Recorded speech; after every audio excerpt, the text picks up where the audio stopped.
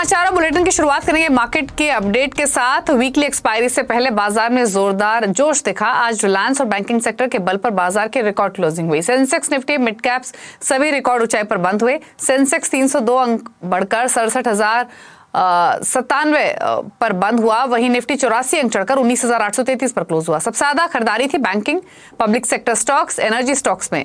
IT, auto stocks पर थोड़ा दबाव रहा आज के सेशन में। और बाजार की तेजी में आज सबसे बड़ा हीरो रहा रिलायंस, जो अपने ऑल टाइम हाईस पर बंद हुआ। सुमित से समझते हैं पूरा डिटेल्स। बताइए सुमित। तो देश की सबसे बड़ी कंपनी रिलायंस इंडस्ट्रीज का स्टॉक एक बार फिर से अपने नए रिकॉर्ड स्तरों पर पहुंचता हुआ दिखाई पड़ा और निवेशकों के लिए एक लगातार वेल्थ क्रिएशन जर्नी इस कंपनी की तरफ से होते हुए दिखाई पड़ी। तो कुछ आंकड़े आपकी स्क्रीन पर। सबसे पहले नए शिखर पर रिलायंस इंडस्ट्रीज का स्टॉक और देश की सबसे ज्यादा मार्केट कैप वाली कंपनी, करीब करीब 19.5 लाख करोड़ ये कंपनी की मार्केट कैप है और बढ़िया तेजी के साथ कंपनी ने ये जो माइलस्टोन है वो अचीव किया भी है।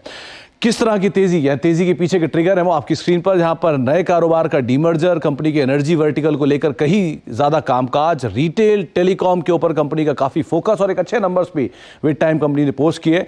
रीसेंट रन अप से पहले इसमें एक अच्छा वैल्यूएशन भी था और कंपनी के जो सभी बिजनेस है वो एक अच्छी ग्रोथ भी दिखा रहे हैं। तो इस तरह के ट्रिगर्स को मार्केट ने भुनाया और उसका एक इंपैक्ट देखने को मिला।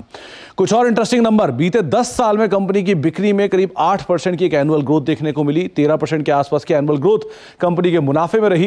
स्टॉक में करीब 20% के आसपास की एक एनुअल ग्रोथ आते हुए दिखाई पड़ी। इतना ही नहीं, अगर आईपीओ से लेकर अब तक देखेंगे तो 32% की सीएजीआर के साथ स्टॉक ने एक अच्छी ग्रोथ भी दिखाई है। कुछ और माइलस्टोन में 2017 में रिलायंस की इंडस्ट्रीज की मार्केट कैप ने 5 लाख करोड़ का आंकड़ा छुआ था। 2019 में करीब 10 लाख करोड़ का आंकड़ा, 2020 तक आते आते 15 लाख करोड़ का आंकड़ा और 2023 में 19.5 लाख करोड़ का ये बड़ा माइलस्टोन कंपनी अचीव करते हुए दिखाई पड़ रही है। इसके अलावा कुछ और नंबर्स की अगर बात की जाए तो 2015, 16, 17, 18 और 19 ये कुछ साल जबकि कंपनी के स्टॉक प्राइस के रिटर्न है और आप मोर लेस सब में ही कंपनी के स्टॉक को एक पॉजिटिव रिटर्न आते हुए देखेंगे। इसके अलावा 2020, 21, 22, 23 भी कंपनी ने लगातार पॉजिटिव रिटर्न दिया, यानी कि बीते 8 साल में कंपनी का स्टॉक प्राइस लगातार हर साल पॉजिटिव रिटर्न देता हुआ ही दिखाई पड़ा है। तो एक अच्छे रिटर्न्स इतने बड़े साइज के साथ कंपनी ने डिलीवर भी किए। क्यों इंपॉर्टेंट है रिलायंस देश के लिए, अर्थव्यवस्था के लिए? देश की सबसे बड़ी कंपनी मार्केट कैप के तौर पे निफ्टी 50 की कुल मार्केट कैप का 12% हिस्सा अकेला रिलायंस इंडस्ट्रीज से आता है। इतना ही नहीं, देश की दूसरी सबसे बड़ी कंपनी यानी टीसीएस और एचडीएफसी बैंक, जिसकी मार्केट कैप 12.5 लाख करोड़ है, उससे भी 50% ज्यादा कंपनी की मार्केट कैप 19.5 लाख करोड़ के आसपास। निफ्टी की 19 कंपनियों से ज्यादा कंपनी का मार्केट कैप है। इतना ही नहीं, पीएसयू बैंकिंग इंडेक्स से दुगनी बड़ी कंपनी की मार्केट कैप है। रियल्टी इंडेक्स से 5 गुनी बड़ी कंपनी की मार्केट कैप है। तो इस तरह का साइज रिलायंस इंडस्ट्रीज का। ये तो बात हुई मार्केट की। अर्थव्यवस्था के लिए क्यों इंपॉर्टेंट है, देश के लिए क्यों इंपॉर्टेंट है? देश में सबसे ज्यादा कस्टम और एक्साइज ड्यूटी देने वाली कंपनी के तौर पर रिलायंस इंडस्ट्रीज को जाना जाता है। देश में मोबाइल क्रांति का भी ये सूत्रधार है। करीब करीब 44 करोड़ कस्टमर कंपनी के जियो के तौर पे आपने ग्राहक के तौर पे देखे होंगे। इसके अलावा कुछ और इंटरेस्टिंग नंबर्स भी आपकी स्क्रीन पर आते हुए दिखाई पड़ेंगे, जहां पर रिलायंस इंडस्ट्रीज ने 2022 में 2.54 लाख करोड़ का महज एक्सपोर्ट किया, 1.88 लाख करीब 1.9 लाख करोड़ के आसपास का टैक्स भुगतान किया, 3.5 लाख कर्मचारी कंपनी के साथ कामकाज करते हैं और रफली 1200 करोड़ रुपए के आसपास का सीएसआर सिर्फ 2022 के दौरान कंपनी के आंकड़ों में उन्होंने पेश भी किया। तो इस तरह का बड़ा स्टेचर, बड़े नंबर्स के साथ एक बड़ा माइलस्टोन कंपनी ने अचीव भी किया। शुक्रिया सुमित आपका ये पूरी डिटेल समझाने के लिए। साथ ही एक डिस्क्लोजर भी दे दें अपने व्यूअर्स को कि आप जो चैनल देख रहे हैं सीएनबीसी आवाज, वो टीवी 18 ब्रॉडकास्ट का हिस्सा है और इसका स्वामित्व रिलायंस इंडस्ट्रीज के हाथों में है। और बात करें अगर मार्केट की वापस, तो बाजार की जोरदार रैली के बीच मुनाफ वसूली करना ना भूलें, ये कहना है कोटक एएमसी के एमडी और सीईओ नीलेश शाह का। हमसे खास बातचीत में उन्होंने कहा कि बाजार सेंटीमेंट अच्छा है, इसलिए तेजी और बढ़ेगी। इस वक्त मार्केट में सेंटीमेंट्स पॉजिटिव है, फंड फ्लो पॉजिटिव है, प्राइवेट इक्विटी, वेंचर कैपिटल कुछ प्रमोटर्स को छोड़ दे तो बिकवाली बहुत कम है और फंडामेंटल्स भी अच्छे हैं। ऑब्वियसली ये तीनों चीजों का त्रिवेणी संगम मार्केट को चला रहा है और ब्रॉड बेस्ड रैली दिख रही है। इस वक्त स्मॉल एंड मिड कैप में कुछ कंपनीज अपने हिस्टोरिक वैल्यूएशन से काफी ऊपर चल रही है। वहां पे एक प्रकार का संशय रखना या थोड़ा प्रॉफिट बुक करना उचित रहेगा। इस वक्त त्रिवेणी संगम है बाजार में, sentiments, flows and fundamentals, and दूसरे देशों की लाइन छोटी है तो हमारी लाइन और भी बड़ी दिखती है।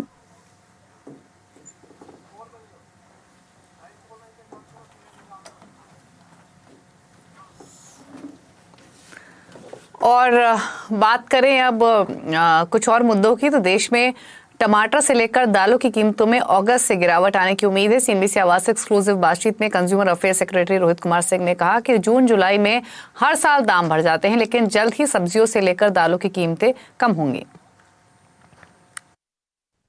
तो बीच में टोमेटो की प्राइसेस अप्रत्याशित रूप से बढ़ी थी और जैसा आपने सही फरमाया, वेदर डिस्टर्बेंसेस और एक व्हाइट फ्लाई डिजीज थी कर्नाटका के कुछ एरियाज में, उसकी वजह से प्रोडक्शन कम हुआ था। अभी जो सप्लाईज एक्सपेक्टेड हैं एमपी और some places in Maharashtra and other places, और prices will certainly cool down from first part of August. और ये सब 300 का स्पेकुलेशन एकदम गलत है, and you can take my word for it. तुअर जो दाल है उसका जितना हमारा कंजम्पशन है कंट्री में, उससे प्रोडक्शन कम होता है। तो हमारी ईयर आफ्टर ईयर इंपोर्ट की डिपेंडेंस है, और इंपोर्ट के हमारे 2 जियोग्राफीज हैं, एक तो म्यांमार से आता है और एक ईस्ट अफ्रीकन कंट्रीज से आता है। जब हमारा प्रोडक्शन कम होता है, हमारा कंजम्पशन अबाउट 44-45 लाख टन के आसपास है देश में, और जब पॉवर्टी लेवल्स नीचे गए तो ये कंजम्पशन बढ़ेगा ही, because people prefer more protein based food than the normal food. So इस साल चूंकि तुअर का प्रोडक्शन कम हुआ because of weather issues and other issues face by farmers, तो हमारी इंपोर्ट की रिक्वायरमेंट थोड़ी बढ़ी है, उस वजह से प्राइसेस ज्यादा हैं। But I want to assure the viewers through you that Africa की जो क्रॉप्स हैं they will start arriving from next month, और अवेलेबिलिटी बढ़ेगी। वो probably will be higher than last year because of the increase prices. So farmer will be more tempted to sow tuar than other crops.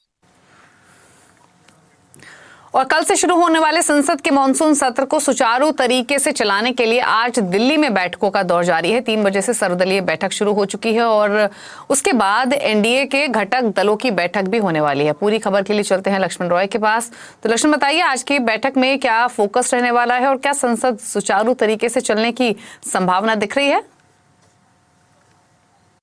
दरअसल कल से शुरू होने वाले संसद के मानसून सत्र से पहले 2 बड़ी बैठकें आज हो रही हैं। एक बैठक जो इस वक्त चल रही है वह है सर्वदलीय बैठक, जिसमें राजनाथ सिंह, प्रहलाद जोशी समेत दोनों सदनों के राजनीतिक दलों के अलग अलग नेता जो हैं वो इस बैठक में मौजूद हैं। और इस बैठक का मुख्य मकसद तो यह है कि संसद सुचारू तरीके से कैसे चले इसकी रणनीति बनाई जाए। लेकिन इस बैठक की अहमियत इसलिए बढ़ गई है क्योंकि यहाँ पे ये बैठक ऐसे समय में हो रही है जब कांग्रेस समेत तमाम विपक्षी पार्टियां अलग अलग मुद्दों पर सरकार को घेरने का मन बना चुके इस मानसून सत्र में, चाहे मणिपुर हिंसा का मामला हो, महंगाई का मामला हो, दिल्ली से जुड़े हुए अध्यादेश को बिल के तौर पर पास कराने का मुद्दा हो।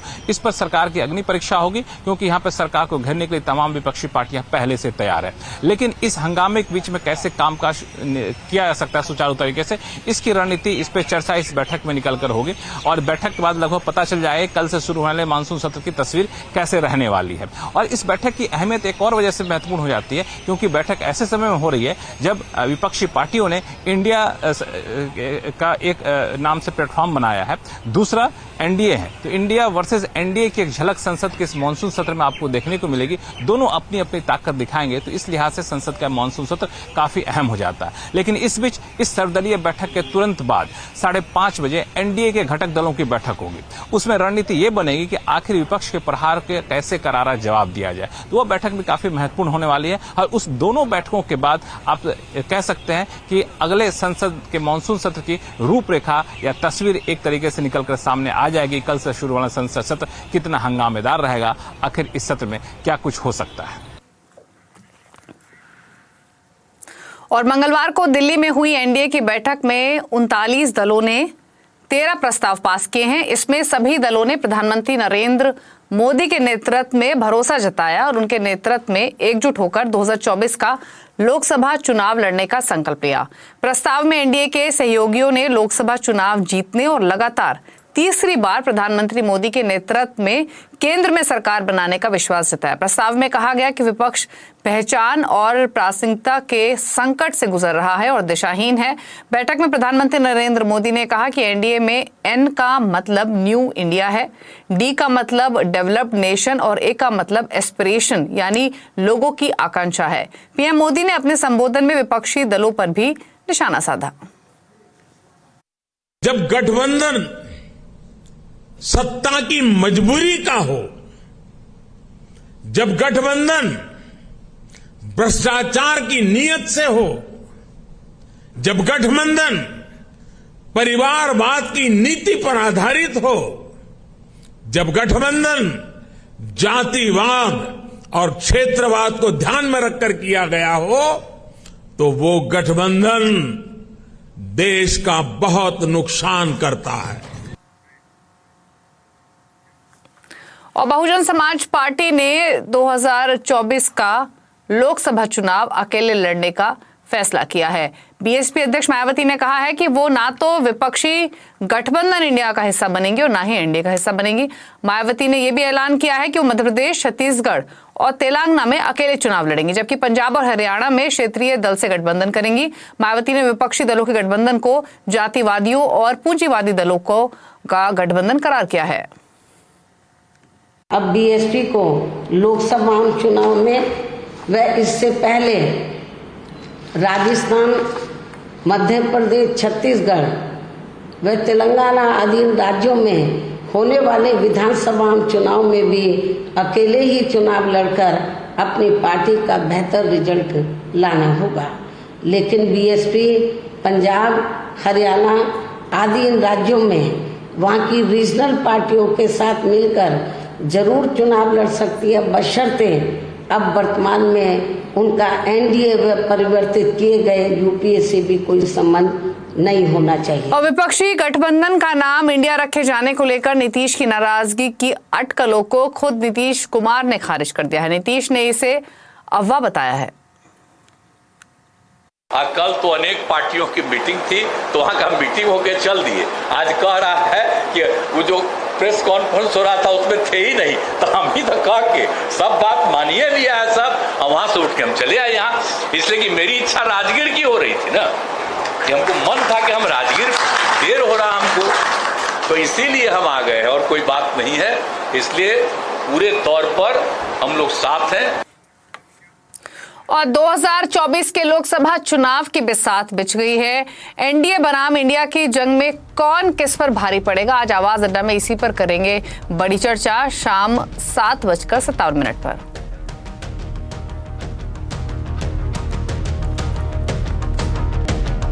समाचार। उत्तराखंड के चमोली में बड़ा हादसा हो गया। नमामि गंगे के सीवर ट्रीटमेंट प्लांट के पास करंट फैल गया और करंट लगने से 17 लोगों की मृत्यु हो गई। इसमें से एक सब इंस्पेक्टर, 2 होमगार्ड भी शामिल हैं।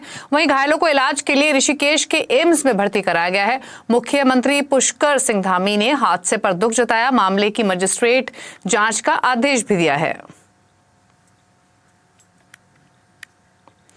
और पूरे देश में भारी बारिश हो रही है। आने वाले 6 दिनों तक राहत के आसार नहीं है। जम्मू कश्मीर के कठुआ जिले में बुधवार को बाढ़ और लैंडस्लाइड के कारण 8 लोगों की मौत हो गई। राजधानी दिल्ली में यमुना का जलस्तर फिर से बढ़ रहा है। 45 साल में पहली बार आगरा में ताजमहल की दीवार तक यमुना नदी का पानी पहुंचा है। मौसम विभाग ने महाराष्ट्र के पालघर के लिए रेड अलर्ट और थाने, मुंबई और रत्नागिरी के लिए ऑरेंज अलर्ट जारी किया है। आने वाले 24 घंटों में हिमाचल प्रदेश, उत्तराखंड, राजस्थान, मध्य प्रदेश में भारी बारिश का अनुमान जताया जा रहा है।